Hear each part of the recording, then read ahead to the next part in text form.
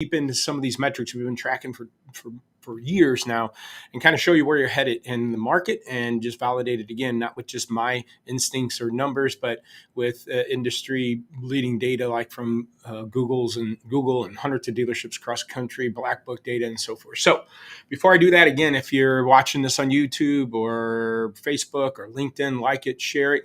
I also load these up on podcasts. If you happen to be watching it or listening to it on podcast, maybe reference one of those resources to watch the video to see these trending metrics that I'm going to show here in a minute.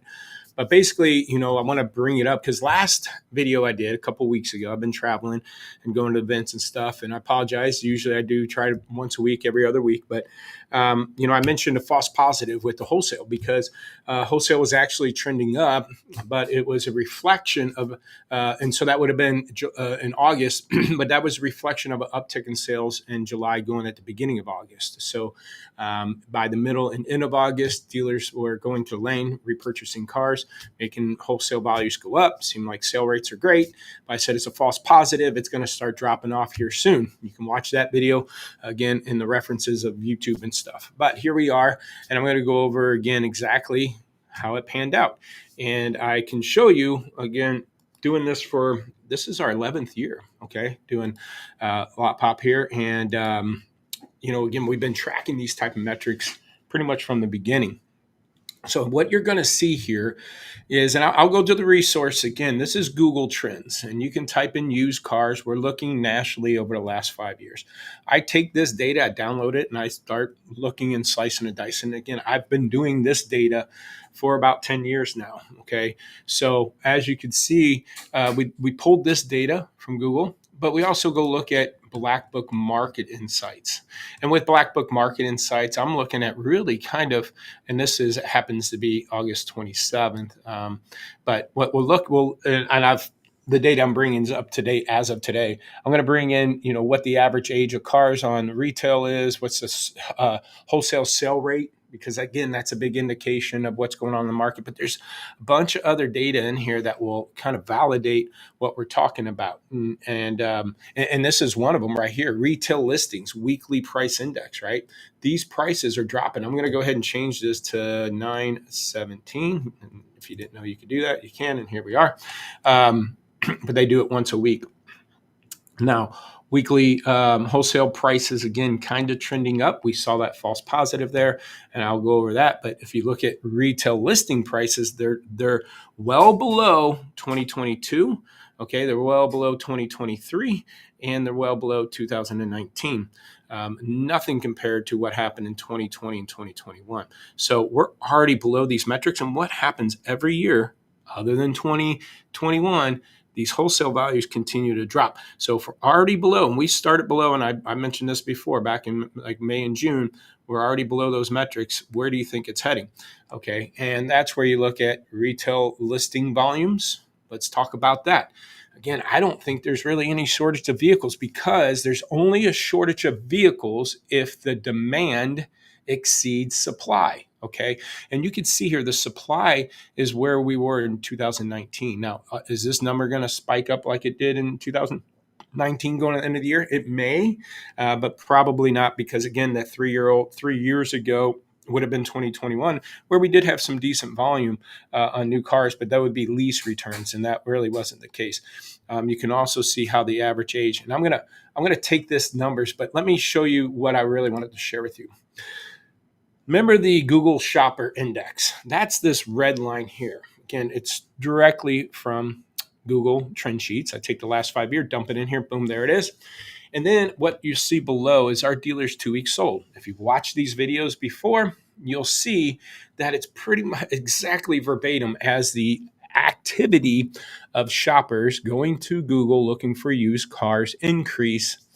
Our dealer clients' 2 weeks sold percentages follow within a week or two. Again, what we look at, so when you see back here on March 27th of 2021, our dealers' 2 weeks sold volume peaked at 60%, but that's the last 2 weeks. Okay, so if you take 14 days away in this equation, we're looking from 313 to 327. When did the shopper spike? 313. Okay. So within the shopper index spiking, sales increase as the shopper activity drops going into December. So does our 2-week volume with our dealers. Okay. Picks back up, and it looks like really started on February 19th, rolls into March 5th. So the last 2 weeks of February rolling into March, guess when our dealers' 2-week sale volumes? 312. Again, that goes in around February 28th. So as this shopper indexes peak, so does our dealer's volume, and they follow within 2 weeks. So what does that matter? Well, if you look, one, our dealer's 2 weeks, the shopper index is at 46. Out of 100, in the last 5 years, it's at 46. And if you look at the last 5 years, 46, I mean, this is COVID shutdown, okay, when people are stuck in their basement. It was around 48, 49. There is no other volley of time where it got below 46 other than this last November. Okay. And we started out the year real slow. Tax season wasn't great. So the only time in the last 5 years this was this low was November. And look at our dealers' 2 weeks sold volume. At that, within a week or two, that dropped down to 39%, meaning they're selling 39% of their inventory in 2 weeks. So if you times that by 2, what's that? It's going to be 78% of their inventory in a month. Okay, our average dealers, and that's been as high as 62% or 60% back here, right? Meaning they're selling 120% of their inventory a month. So as this shopper count drops off, now look where it was last year. You talk about like right now, September 19th, it was at 54 last year. We're at 46 right now. So think about that. It's an 8% drop in shopper activity. Remember, I don't think there is a supply issue because the demand does not exceed the availability of supply. We're down 8% in shopper activity just from last year. And if you want to look at it to the year prior than that, you go back to these months, 58, we're down 12% from 2 years ago. So if inventory levels or availability are down 5, 10, 20%, it's not, but let's just say it was, the shopper activity is down just as much. So shopper activity is way lower than availability of cars, okay? So every year from September 10th at 58% shopper index, it drops down to 48 by December 17th. That was 2 years ago. Let's look at last year. Again, we roll around this September 19th, 54%. Where does it go all the way down to? November, okay?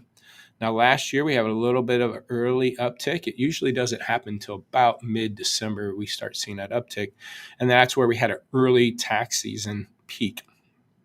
So if November was 46 last November, we haven't started dropping off like we have. And we're already at 46. We're 2 months ahead. Where do you think it's going to happen? We're in election year too. So by November, people aren't going to know who's taking over the country, blah, blah, blah. Now, there might be interest rate drops, but you're talking a quarter of a point. I don't know how much of an impact that's going to happen. A quarter of a point, probably tops. But I don't know how much of an impact that's going to be on used, but OEMs might take advantage of that on new and lower rates and better incentives to get rid of these model year clearance, especially companies like Stellantis and stuff, and Nissan and stuff. So the lower rate will bring probably more attention to new, which then brings in more trades, which then brings in wholesale values. And again, as we talk about wholesale value, so those two the red and green line, I've transitioned those to up here, and going back to the average age. Remember Black Book I showed you? We looked at the average age of retail cars in the market is upticked. Remember, I told you July and August, we had a good finish to July, beginning of August, cars were selling. So the average car listed online dropped down this black line from 53 days down to 42 days. So what happened? Dealers went to the auction, that's the blue line, and we went from selling 53% of what's selling at the lane to 61% what was selling at the lane. And that's my last video. I said, guys, it's a false positive. The only reason why wholesale is going up and there's more cars selling, they're going for more money, is dealers are replacing what they just sold, and it's going to come back down. And guess what? We went from a 61% sale rate to a 56% sale rate.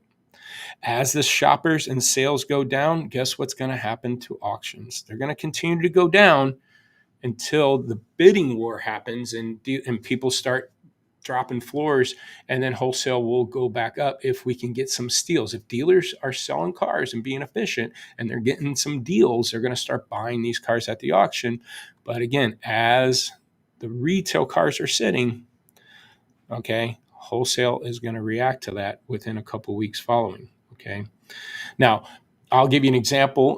This is an active dealer. I'm just showing you the demo. So what do you do about it? Well, you got to stay ahead of the curve. Now, this particular dealer here, it's a real store. They have 109 units in their inventory. Now, if I look at that, this dealer, okay, typically they're going to sell pretty much 100%. Oops, let me clear that out.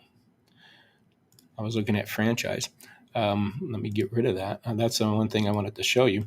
This is, if you want to get ahead of this market, you got to dig deeper into, I got to stop sharing, and I'm going to share again. And I am going to pull up this window.